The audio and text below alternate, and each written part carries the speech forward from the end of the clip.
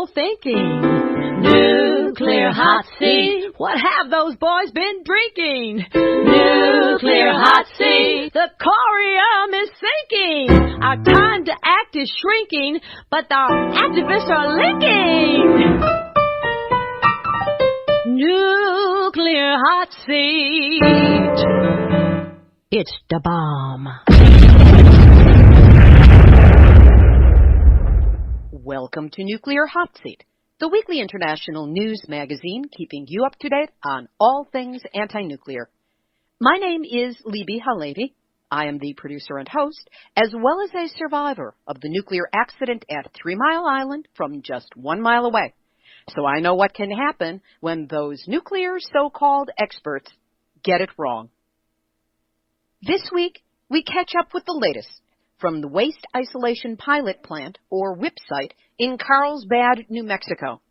We'll be speaking with Don Hancock, Executive Director of the Southwest Information and Resource Center, who will let us know the latest from that nuclear spitball that shut down after an explosion and radiation leak on Valentine's Day 2014 and hasn't been in operation since.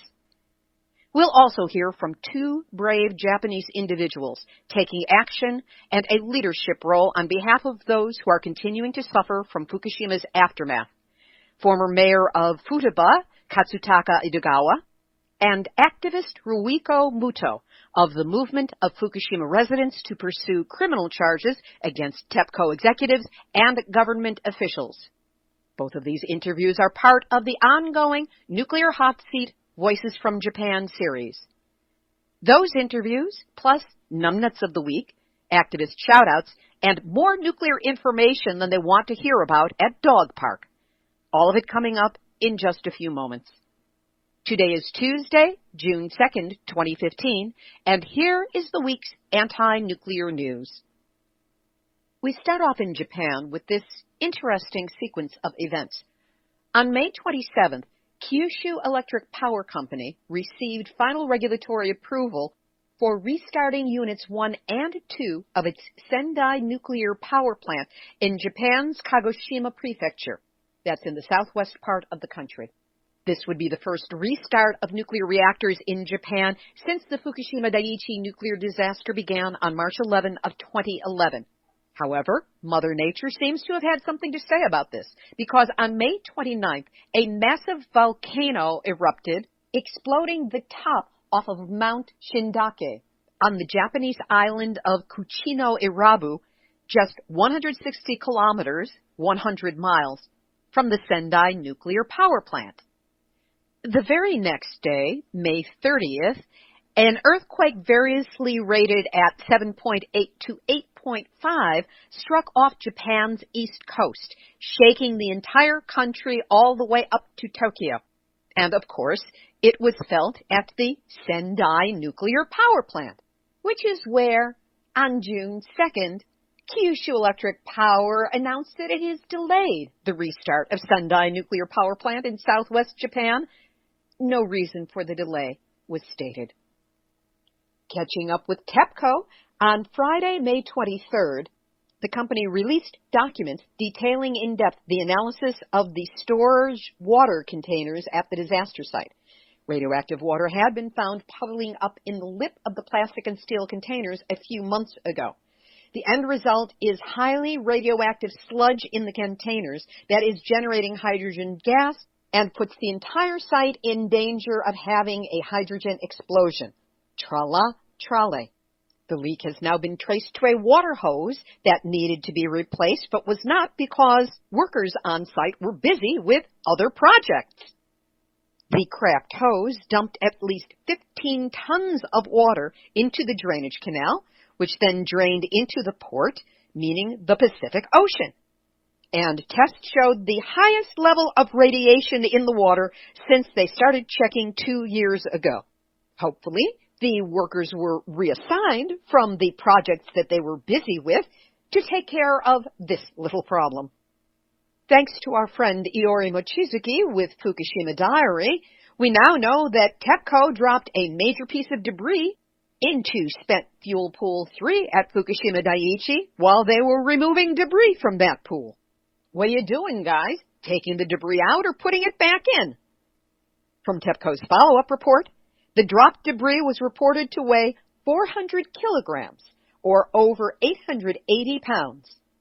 This chunk of equipment, whatever it was, fell onto 2 fuel assemblies. The company stopped the pool's coolant system for 2 hours in order to analyze the radioactive density of the pool water. The cesium-134-137 density of the pool water was 1 quadrillion becquerels per cubic meter of water. Now, this may sound extremely high, but according to TEPCO, it's not showing any significant change. Ouch. Moving further into numbnuts territory, the Fukushima nuclear plant has been ordered to upgrade their computer system from Windows XP. This is an outdated version of Windows that no longer receives security updates or technical support from Microsoft. To give you an idea, its initial release date was August 24th, 2001. Computer dark ages. Not unlike the computers with genuine floppy disks used at U.S. nuclear missile silos. But wait, it gets even crazier. Here's the real Nuclear hot seat, nuclear hot seat, nuclear hot seat, numbnuts of the week. Well, whoopee and ring-a-ding-ding. An expensive new facility to provide Fukushima Daiichi workers with hot meals, a place to relax, and an opportunity to socialize was unveiled on June 1st by Tokyo Electric Power Company. How college dorm lounge of them. Why, they are even furnishing it with appliances made by companies that operate manufacturing plants in Fukushima. Just what those workers wanted. Fukushima plant chief Akira Ono said, "This facility represents fulfillment of our pledge to provide better working conditions for the people who have been working so hard at Fukushima Daiichi. I'm glad that by the start of providing warm meals to our workers, their health would be more secured and communication enhanced." Let's get real. Beyond the sheer simple-minded inanity of this blatant PR ploy, this workers' Disneyland of delight, nobody bothered to mention that on May 21st, Japan's Nuclear Regulation Authority announced that they're going to increase the radiation exposure limit for workers in emergency situations, meaning Fukushima Daiichi on an ongoing basis, from the current 100 millisieverts to 250 millisieverts. To put that in perspective, nuclear workers are allowed to receive a dose of 20 millisieverts per year. If that limit is exceeded in any year, the worker cannot undertake nuclear duties for the remainder, which is what led to cases of radiation badges, dosimeters at Fukushima Daiichi being covered over with lead tape so the numbers would not register accurately. And seeing as workers regularly exceed 100 millisieverts in the course of a year, even the Yakuza hasn't been able to bring in enough untraceable homeless people to work on site to be able to fill the demands of management. So if you can't guarantee safety, just raise the limits and voila! The illusion of safety is complete.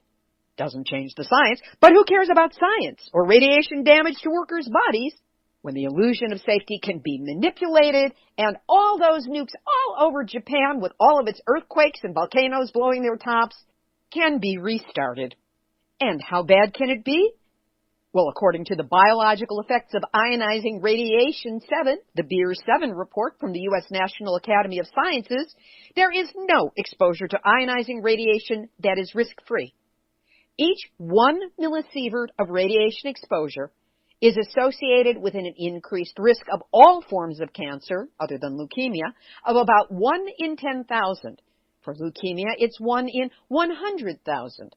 That means that an exposure of 250 millisieverts raises the chance of all forms of cancer to 1 in 40, and leukemia to be 1 in 400. Further, in August of 2011, Then Prime Minister Naoto Kan's office was questioned about the issue of acute radiation exposure. And a representative for Deputy Cabinet Secretary of Public Relations, Noriyuki Shikata, pointed to the Japanese government having received a report from TEPCO that about 6 of their workers had been exposed to more than 250 millisieverts. That's right, TEPCO and the government equated acute radiation exposure with a dose of 250 millisieverts.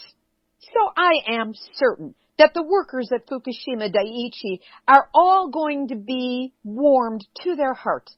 Created on appliances made by companies operating manufacturing plants in Fukushima, are going to feel better, more secure, enhanced, their health so well taken care of by the warm meals that are going to be given to them in TEPCO's expansive new facility at Fukushima Daiichi. It's a definition of insanity. TEPCO, this is all yours. You are this week's Nuclear Hot Seat, nuts of the week. And with all that going on, foreign visitors to Japan hit a record 1.7 million in April. I guess they haven't heard about cesium being found in the Tokyo tap water. Okay, time to hear about what some of the conscious, caring people of Japan, meaning they're not in the government or TEPCO, what these people have been doing to try to institute some sanity to the nuclear conversation. Katsutaka Idogawa, the former mayor of Futaba in Fukushima Prefecture, has filed a lawsuit against the central government and Tokyo Electric Power Company for exposing him to excessive radiation since the March 11, 2011 nuclear disaster began. Idogawa, who has asked Futaba residents to join him in the lawsuit, is seeking 148.5 million yen or 1.2 American dollars in damages. The 69-year-old claimed that sloppy management by the central government and TEPCO caused him to receive radiation over the annual limit during the early phase of the disaster, when hydrogen explosions and the venting of steam from reactor containment vessels took place. Futaba is one of the 2 municipalities that host TEPCO's crippled Fukushima nuclear power plant, the site of the ongoing disaster. At a news conference on May 20th, Idogawa expressed regrets for his inability to protect local residents from radiation. What Idogawa did not mention at that time was that in the confusing aftermath of the 3/11/11 accident, amid a dearth of information, he took the unusual step of leading his people outside of Fukushima Prefecture in order to protect them from harmful radiation. Nuclear Hotseat number 142 interviewed former Mayor Idogawa as part of our Voices from Japan series. This was for the Fukushima Third Anniversary special, which aired originally on March 11, 2014. Here, through a translator, are former Mayor Idogawa's thoughts from that time. He outlines his disappointment and fears connected with the Fukushima Daiichi accident and his concerns about the societal malaise affecting Japan. もう3年経ちました。忌まわしい2011年3月11日。3 years have passed already. The feelings of regret and frustration caused by the deplorable circumstances of March 11, 2011 continue even now. What is most frustrating is that the government and TEPCO promised us that the nuclear power plant would not cause an accident. As mayor, I sat in my office with those people over the years and discussed the possibilities of an accident occurring. Did they tell the truth? They always said, "Mr. Mayor, don't worry. An accident will definitely never happen." Well, the nuclear power plant broke down pretty easily in the earthquake and tsunami, didn't it? It fell apart that easily, didn't it? The operation of nuclear power plants was based on a lie. This accident is proof that nuclear power is an incomplete technology.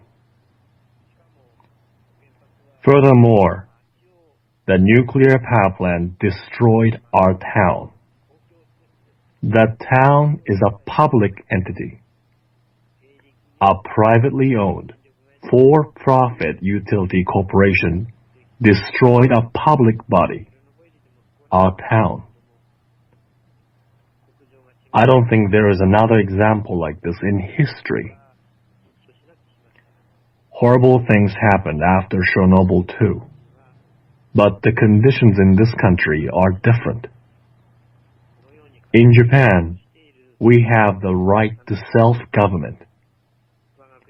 It is the nuclear accident that has broken down this system and set people adrift.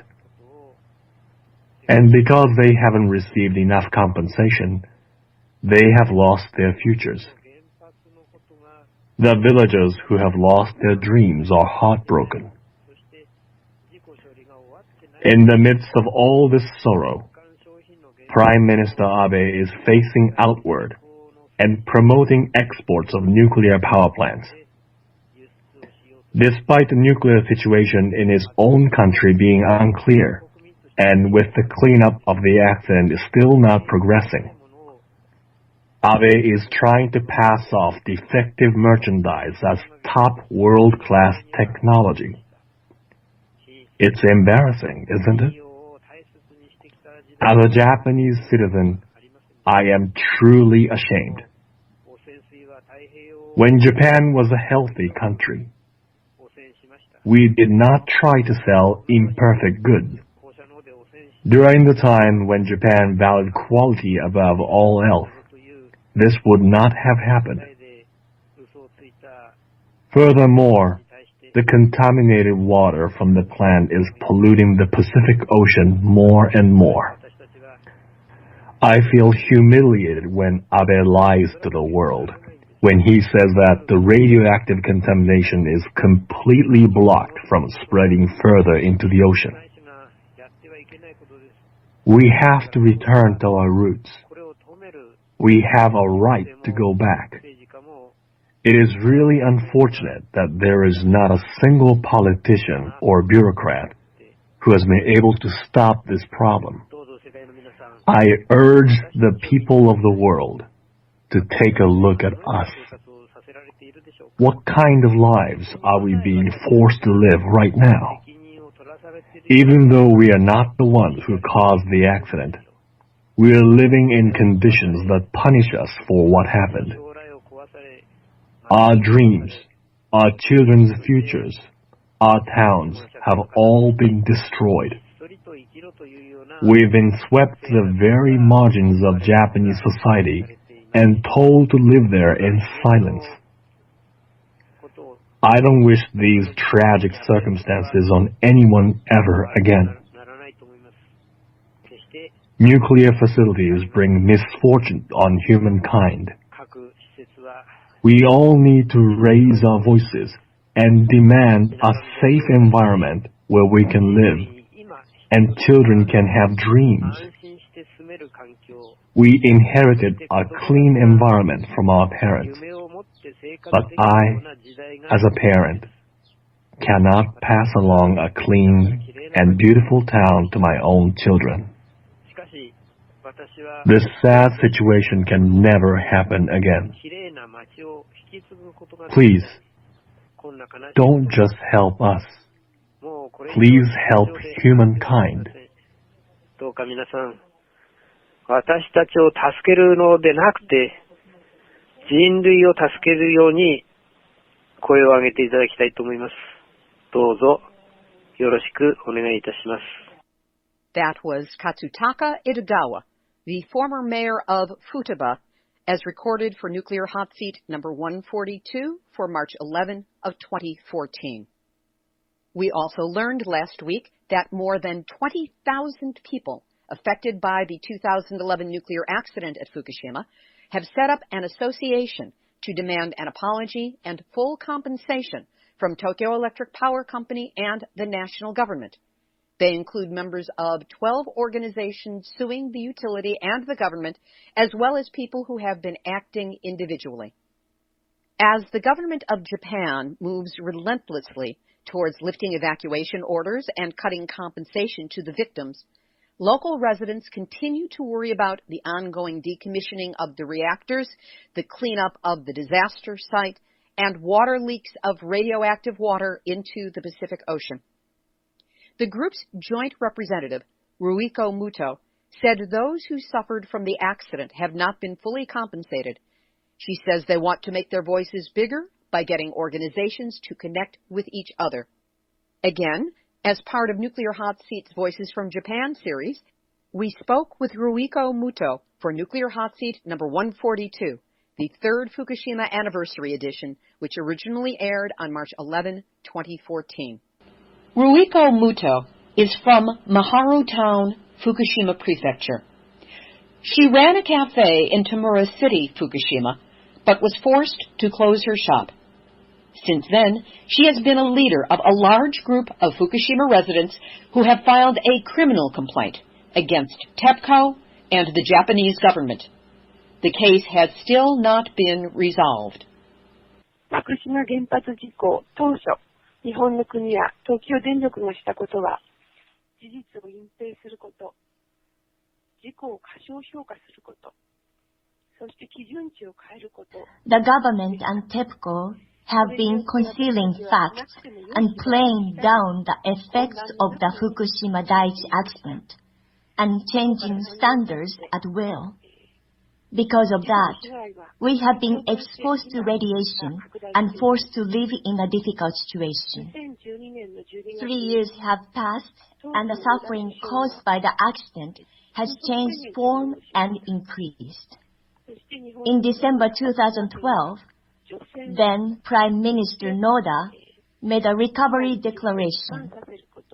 The nation and Fukushima Prefecture's policy was to decontaminate, repatriate the evacuees, and work toward restoration. A huge decontamination effort began, but there are many areas that have not reached the 1 millisievert annual dosage standard. Despite this, repatriation is being pushed forward. Recently, Miyakoji Town in Tamura District was the first area to have the evacuation order lifted. There are many places in Miyakoji where the radiation levels are high. In areas where the levels are more than 1 millisievert, the government is distributing radiation monitors and telling residents to manage on their own. The school had moved their operations outside the prefecture, but they will now have to return to Miyakoji. Some students who are still living in the areas they evacuated will have to travel by bus up to 40 minutes to go to school, which is closer to Fukushima Daiichi than where they are living. Immediately after the accident, food products from outside the prefecture were used in school lunches. But since the second year, most of the products are from inside Fukushima. There are some people who suggest that we should use the school lunch program to increase consumption of Fukushima products and wipe away harmful rumors about radiation. There are some people who suggest that we should use the school lunch program to increase consumption of Fukushima products and wipe away harmful rumors about radiation. Farmers are torn between continuing their livelihoods and their desire to provide safe food products. This contradiction is the burden placed on the dignity of the farmers. Furthermore, plastic bags of decontamination soil and debris cover the rice paddies and line the roads in piles 3 to 4 deep as far as the eye can see, and the plastic bags will only last for 3 to 5 years. The bags are next to houses and buried under school playgrounds. Amid this, people go about their daily lives. Debris that is under 8,000 becquerels per kilogram is incinerated in existing facilities. Debris that is over 8,000 becquerels per kilogram will be burned in special incinerators being built by the Environment Ministry all around Fukushima Prefecture. They have not fully informed the residents about these plans. People are divided between those who want to return home and those who still feel uneasy about the situation.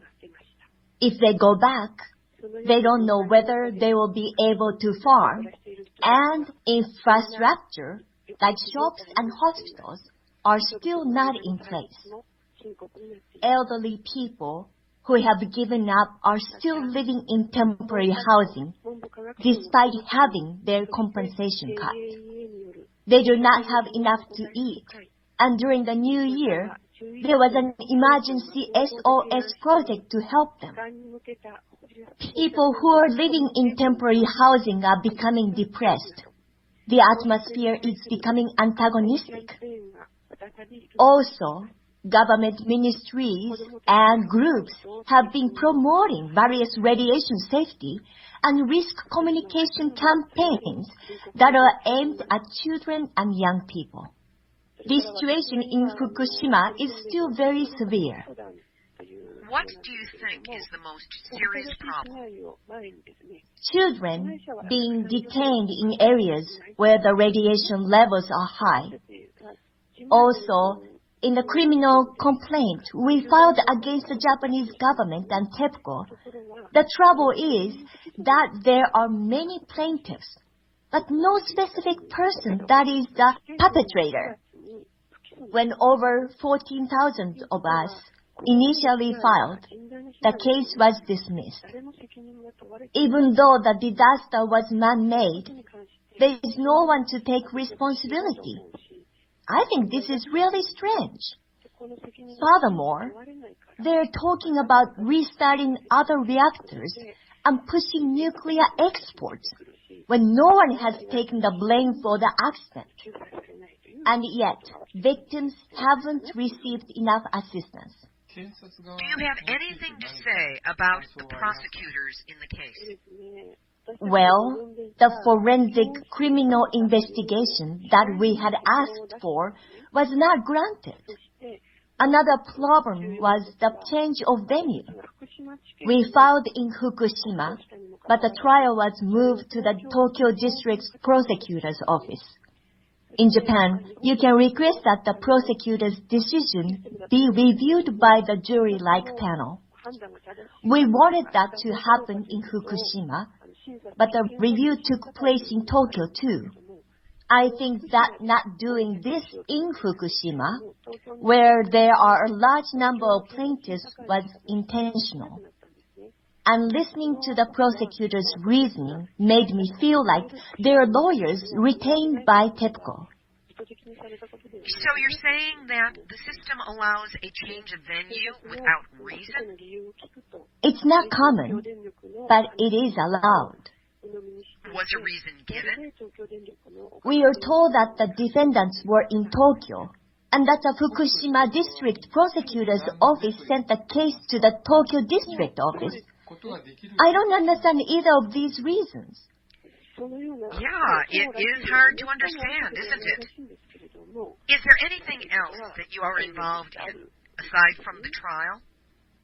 I'm the lead plaintiff, so that's what I'm mostly doing. But I'm also involved in the collective evacuation trial effort. I'm also helping with efforts to get opportunities for educational exchange programs outside of Fukushima for children. And I travel all over Japan for speaking engagements to talk about Fukushima. Do you have a message for our listeners? Yes. The accident occurred in Fukushima, but this kind of catastrophe could happen anywhere. Therefore, I wish everyone would see Fukushima as their problem too. Activist Ruiko Muto, as originally heard on Nuclear Hotseat number 142 on March 11 of 2014. Over to the U.S. now, where a Texas company seeking to store the nation's high-level spent nuclear fuel got a boost on May 19 when a Senate subcommittee forwarded to the Full Appropriations Committee a bill that authorizes a pilot program to remove spent but still highly radioactive fuel from decommissioned nuclear sites. Waste Control Specialists, or WCS, wants to store the waste at its facility in rural Andrews County, which was hard hit in recent weeks by the Texas biblical flooding of 2015. The site already stores tons of low-level radioactive waste, including that which has been shipped from the waste isolation pilot plant in New Mexico that has been out of commission since an accident on Valentine's Day 2014. You'll learn more about WIPP during today's featured interview. Part of what the Senate is setting up with WCS is the shipping of the nation's spent nuclear fuel away from sites where it was generated, something which has never before happened, and raises a whole slew of concerns under the general title, Mobile Chernobyl. Now it turns out that Areva Incorporated is set to take a lead role in designing, constructing, and operating this interim storage facility. What's wrong with that? The French nuclear giant has been headed for bankruptcy. Its shares have lost 55% of their value since the beginning of the year, and the company's losses for 2014 exceed 1 billion euros, which is more than 1 trillion American dollars. Not very reassuring. I spoke with Donna Gilmore of San Onofre Safety, who is our movement's expert on dry casks and the problems with them. Her knowledge so extensive that the Nuclear Regulatory Commission invited her to come and lecture at their headquarters to bring their staff and commissioners up to speed on dry cask storage and the problems therein. Donna told me that the Areva canisters are of the thin canister type, with only 5/16 of an inch of steel between the highly radioactive plutonium-containing fuel rods and all the rest of us. These are thin canisters, thin as in tin cans. Further, the transport cask that Areva created for high burn-up fuel, this is the most radioactive kind, was approved by the NRC by hiding 100% of the justification for the approval as proprietary. This is what shows up in the NRC approval documents. It's proprietary, so we can't tell you. And this is what is being proposed to vouchsafe the safety of our high-level nuclear fuel waste in a flood zone and tornado zone in Texas. The U.S. military is concerned as oil bomb trains, as they are calling them, roll dangerously close to nuclear bomb silos. Since the latest oil train derailment and explosion in Heimdall, North Dakota, a recent report by Rachel Maddow reveals that the U.S. military is very concerned about the proximity of those oil train tracks to the missile silos. There are 150 nuclear missiles buried in the ground under North Dakota. This is akin to the civilians in New York City being concerned because there's about to be a gas pipeline put butt and cheek next to the Indian Point nuclear reactor, only 38 miles from the beautiful island of Manhattan. As the song says, what are those people thinking? What have those boys been drinking? Well, here's another goodie. Sometime this year, on the U.S. Army's Dugway Proving Ground in Utah, radioactive gas is going to be released into the atmosphere. In a presentation to the public made last October, those so-called nuclear experts said that the radioactive gas releases are supposed to be roughly equal to the exposure a person would get from some X-rays, or body scans. Nobody defined how many X-rays, how strong they were, how long they would be left on. Just, it's like an X-ray. Forget about it.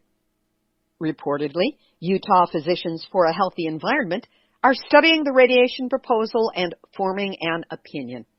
We'll try to find out what it is for you. But I bet you can guess. By the way, in 1968, Dugway was in the midst of open-air testing of the nerve gas VX when thousands of Utah sheep began dying. A 1970 report by researchers at the Army's Edgewood Arsenal in Maryland said there was incontrovertible evidence, their word, incontrovertible evidence, that nerve gas killed the sheep. But the Army never has acknowledged that it or the Dugway testing was responsible. And we're trusting these people with an atmospheric release of radioactive gas? And some quickies from the NRC. The Riverbend Nuclear Facility in Louisiana experienced a hot shutdown on June 1st, and the reactor had to be scrammed due to low reactor water level. Prairie Island in Minnesota went to hot standby on June 1st because there was a manual reactor trip due to, just a lot of stuff with the feed water pump. And at Cook in Michigan on May 31st, there was a shutdown due to failure of an emergency diesel generator.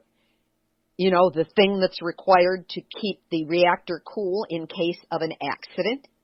Always good to know how our aging, decrepit, dangerous nuclear bombs on the ground in our backyard disguised as nuclear reactors are holding up. One last nuke note from the U.S. University of California officials have decided to shut down a 20-year-old nuclear reactor on the UC Berkeley campus, saying that the political hassling it sparked outweighed its usefulness. Internationally, the food fight over Fukushima and Japanese food is coming to a boil.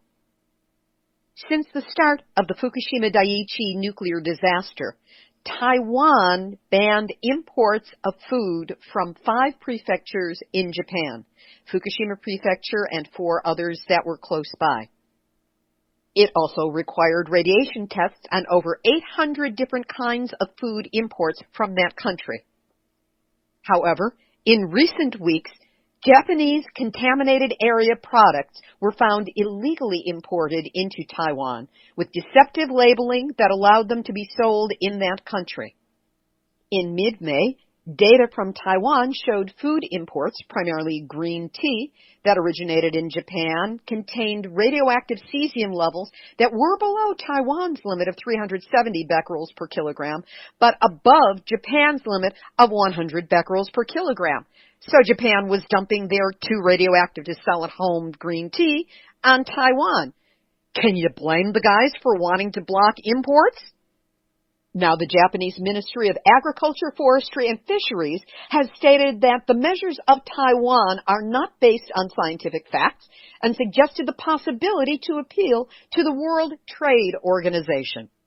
They're not kidding either, because Japan has already launched a trade complaint at the WTO to challenge South Korea's import bans and requirement of additional testing requirements for Japanese food since the Fukushima nuclear disaster began. South Korea expressed regret at Japan's actions and said its ban on some Japanese seafood was necessary and reflected safety concerns. Which is odd, because South Korea has imported more than 100,000 tons of fish from Japan even since the nuclear disaster began. But in Australia, it seems that they are still importing seafood and seaweed without any tests in place. Not unlike the United States. We'll have our featured interview in just a moment, but first, Nuclear Hotseat relies on donations to keep the show going. If you find that we make you laugh, think, help you understand nuclear issues, or just not feel so alone with your awarenesses, help us keep doing it. Go to nuclearhotseat.com, scroll down on the homepage, and click on the big red donate button. Whatever you can do to help, merci, gracias, arigato, and thank you. The Waste Isolation Pilot Plant, or WIPP site in Carlsbad, New Mexico, is an underground salt repository intended for plutonium-contaminated nuclear weapons waste. We, the American people, were promised that WIPP would safely store deadly nuclear waste for 10,000 years, maybe even longer.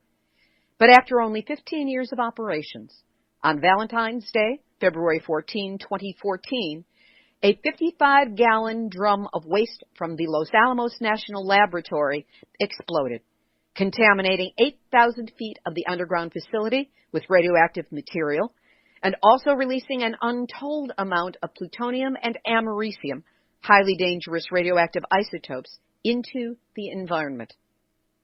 The site has remained shut down ever since that Valentine's Day massacre, though a reopening has been touted by Energy Secretary Moniz for 2016. How realistic is that? To find out, Nuclear Hotseat again reached out to our expert on all things WIPP, Don Hancock. He is the Executive Director of Southwest Information and Research Center, a nuclear watchdog group headquartered in Albuquerque, New Mexico. Don Hancock, welcome back to Nuclear Hotseat. Good morning. What is the current status of the cleanup at the WIPP site? Well, it depends on your perspective. DOE, Department of Energy, thinks it's going fine, and they're more or less on schedule to try to reopen the facility next spring. The rest of the world that's paying attention knows that they're not going to be reopening in 2016, and there are many unresolved issues that have to happen before they can get reopened, and so the cleanup is not going so well. At a minimum, it's well behind schedule, and at a maximum, we're still talking about trying to operate a facility that's contaminated in ways it was never supposed to be, and so nobody really knows how or whether it can be safely operated. What are some of those issues that still have not been addressed? There are several categories. From a technical standpoint, they don't really know how they're fixing, as they call it, contamination. They're not decontaminating. What they're trying to do with the contamination in the underground is cover it up, literally, by putting brattice cloth, by putting salt on it, and so that's what they're saying they're going to do. They don't know, this has never been done in a contaminated salt mine. We don't know technically that it'll work, even if it technically works for a week or two or three or a month or two or three, because the mine is always moving around. The floors, the ceilings are moving. If it, quote unquote, works for a month, doesn't mean that it works for 2 months or 3 months or 6 months or a year or whatever. So technically, they're trying to do something that they don't know will work in terms of having the facility so they can operate it at all. Obviously, they still don't have enough air, ventilation running through the mine to do any kind of operation or any kind of major mining. Remember, since February of 2014, they've only been running about 60,000 cubic feet per minute of air through the facility, and it all has to be filtered because the air has radiation contamination in it, because you have radiation contamination in the underground. So that's a severe technical problem that they haven't resolved. Does that mean that there isn't enough air for the people underground to breathe? Should they be involved in any kind of work down there? All the workers in most of the underground are wearing self-breathing apparatus. So they have supplied air that they're using, and yes, they need to have that because they shouldn't be breathing in the contaminated air in much of the underground. Some workers can go underground without self-breathing apparatus in the northern part of the mine, which DOE says is essentially not contaminated. The 60,000 cubic feet per minute of air is more than enough for somebody to breathe, but it's not enough to have sort of active mining operations. In other words, it's not just the radiation. Unfortunately, there is diesel equipment in the underground, and depending on physically what people are doing, the more you're exercising, the more oxygen you need to breathe in, et cetera, et cetera. So you can be in the underground at that amount of air, but there are severe limitations in terms of what kinds of things you can do. So, for example, as I mentioned, to operate this facility, you've got to be able to move heavy equipment around, diesel equipment around, which has to be adequately ventilated. To really reopen the facility, you have to do some new mining of new rooms. You can't run that kind of heavy mining equipment with that level. And so there's not controversy that there are very limited things they can do in the underground now, which is why they, DOE, are trying to get more ventilation into the underground. So when the facility was operating full scale, it could have up to 425,000 cubic feet per minute of air flowing through. So you can see there's a big difference between 425,000 and 60,000. So they're very limited, and they recognize they're very limited in terms of what they can do in the underground. So that's a severe technical problem. A couple of major regulatory problems are out there. They can't operate the facility without approval of the state of New Mexico, which issues the operating permit for the facility, that permit that DOE has been and continues to violate since 2014. They cannot comply with many provisions of the permit by 2016, so either they're going to try to go forward without complying with the permit, which is not acceptable, or, and there are indications they're starting to do this, they're going to try to get all the provisions of the permit that they can't meet just changed. But that will be very contentious if that's what they try to do. Secondly, the Environmental Protection Agency, the federal agency, has some regulatory control over WIPP as well, and they're in what's called a recertification process. And in fact, EPA will be in New Mexico later this month on June 16th and 17th, June 16th in Carlsbad, June 17th in Albuquerque, to hear public comments about whether they should be recertifying and specifically whether the application that DOE put in for recertification is adequate, and it's clearly not adequate because their recertification application doesn't even mention the fact that they had a radiation leak and the underground is contaminated. So, I mean, I've just mentioned a few of the things that they clearly haven't complied with. I think it's clear, and I've said publicly and privately to top DOE officials and to other agencies that there's no way they can be reopened in 2016. When I was in Washington, D.C. a couple of weeks ago, a number of congressional staff who are paying attention also realized they're not going to get reopened in 2016, but DOE still wants to maintain the myth that they will be reopened in March or April of 2016. Let me go back to something about the radiation. In early May, there was information that appeared online from the April DOE Town Hall meeting in Los Alamos that indicated that up to 592 trillion becquerels of plutonium or equivalent radionuclides were involved in the WIPP accident. Are you aware of that statistic, and is it accurate, or how accurate do you find it to be? Well, I am aware of the statistic. The Accident Investigation Board, the DOE's own internal investigation, said there were 10 times less released than that number. They estimated 1 to 2 curies in this drum from Los Alamos that they say is the only drum that released.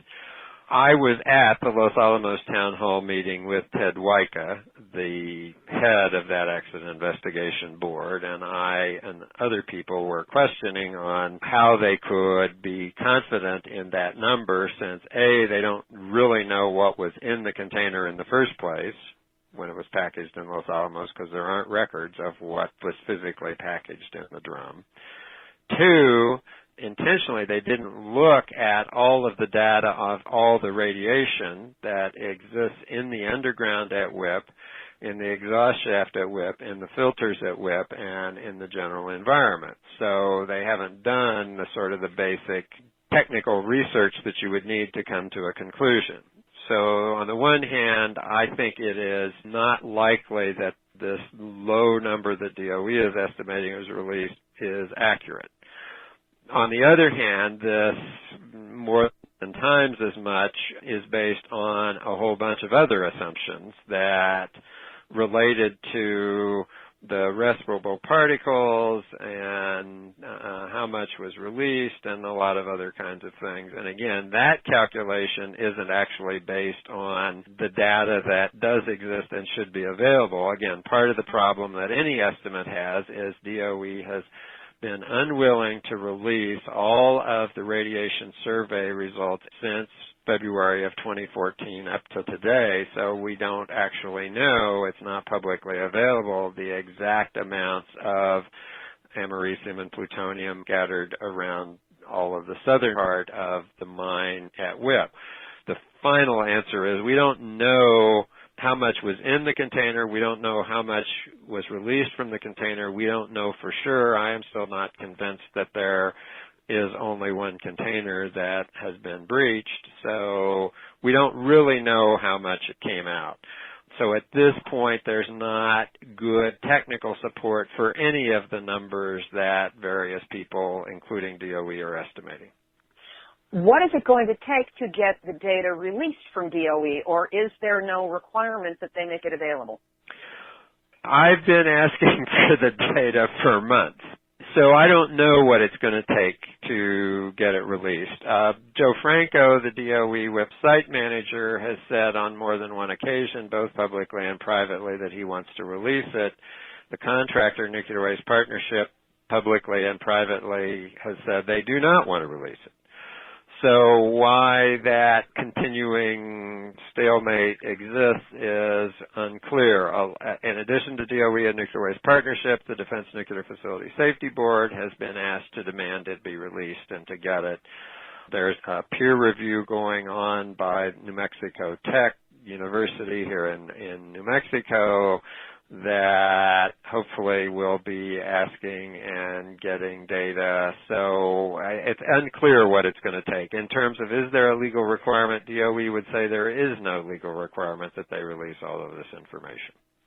There's another town hall meeting scheduled for Carlsbad on Thursday, June 4th. Is anything substantive coming out of these meetings, or do you feel that they're just a PR holding pattern on the part of the government?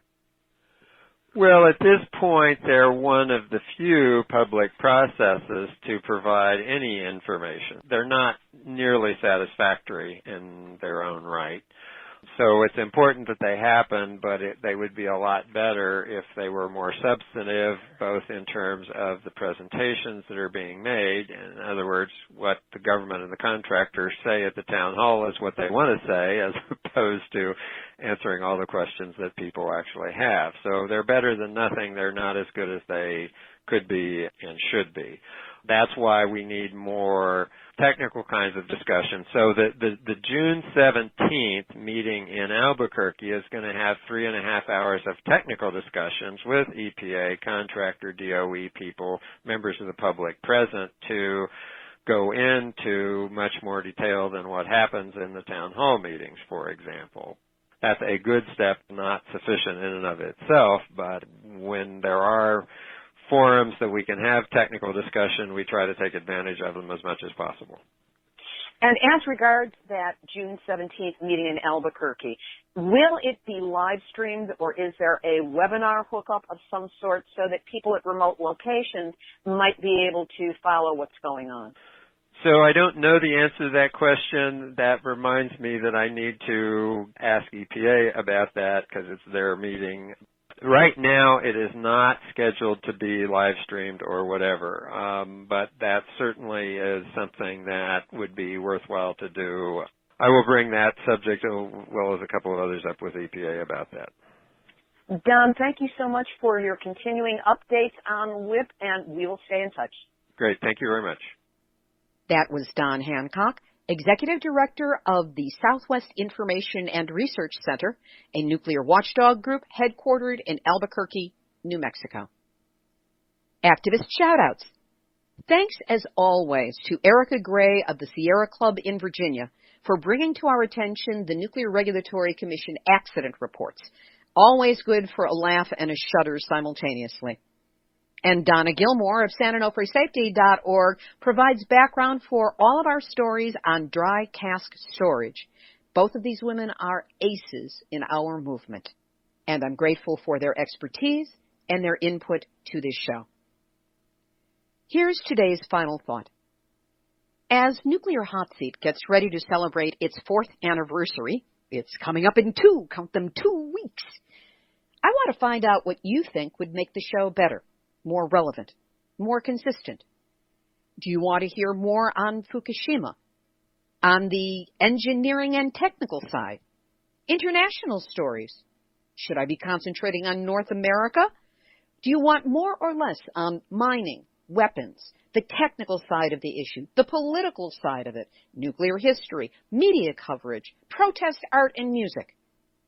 What is going to make this show better, more interesting, so that it would be irresistible, in your humble opinion, to someone who doesn't know anything about the issue, and at the same time provide some real tofu on the bones for those of you who follow the issue closely and are looking for those details and insights? It's time for me to kick it up a notch or two. So let me know your best possible suggestions. Politely, please. I am not receptive to abuse or rants. Thank you for understanding. So whatever you've got to say, send it in an email to info@nuclearhotseat.com. And if you like the show just the way it is, let me know that too. Kind words are worth the world to me. Meanwhile, as you figure out what you want to say about Nuclear Hot Seat, I'm stepping away from Nuclear Hot Seat for a week, going off to unplug and hug trees. Facebook, I am out of here. This has been Nuclear Hot Seat for Tuesday, June 2nd, 2015. Material for this week's program has been researched and compiled from ENEnews.com, the U.S. Nuclear Regulatory Commission, Dallas Morning News, DeSmogblog.com, Salt Lake Tribune, Informable and its esteemed writer Lucas Hickson, Richmond Times Dispatch, LA Times, Beyond Nuclear, Reuters, FukuLeaks.org, Fukushima_Diary, and our friend Iori Mochizuki, JapanTimes.com, TheInquirer.net, NHK, Greenpeace, FoodNavigator-Asia.com, YNA.co.kr, Joyce Manning in Australia, Asahi, YLE.fi, that's Finland, DailyMail.co.uk, TheGuardian.com, the empathy-lacking lackeys of TEPCO, World Nuclear News, and the World Nuclear Association, and the bright, brave, bold, truly international community of Nuclear Hot Seat on Facebook, which you are all invited to join. Voices from Japan interviews are co-produced with Beverly Finlay Kaneko of Families for Safe Energy. Theme music written by me, sung by Marilee Weaver. Nuclear Hot Seat is syndicated by UCY.TV and is also available on airprogressive.com as well as iTunes if you search under podcasts. Our archive is available on the website, nuclearhotseat.com, or on iTunes. And our YouTube channel carries the show under Nuclear Hot Seat Videos. Nuclear Hot Seat is the activist voice on nuclear issues, so if you have a story lead, a hot tip, or a suggestion of someone to interview, send an email to info@nuclearhotseat.com. We are copyright 2015, Libbe, HaLevy, and Heartistry Communications. All rights reserved, but fair use allowed as long as proper attribution is provided. This is Libbe HaLevy of Heartistry Communications, the heart of the art of communicating, reminding you that sometimes it's necessary to step away from the issues, step away from the activism, and recharge those batteries, which is my goal for the next week. So once you've got that in mind, remember that we've all had our nuclear wake-up call. Now don't go back to sleep, because we are all in the Nuclear Hot Seat. Nuclear Hot Seat. What are those people thinking? Nuclear hot seat. What have those boys been drinking? Nuclear hot seat. The corium is sinking. Our time to act is shrinking, but our activists are linking.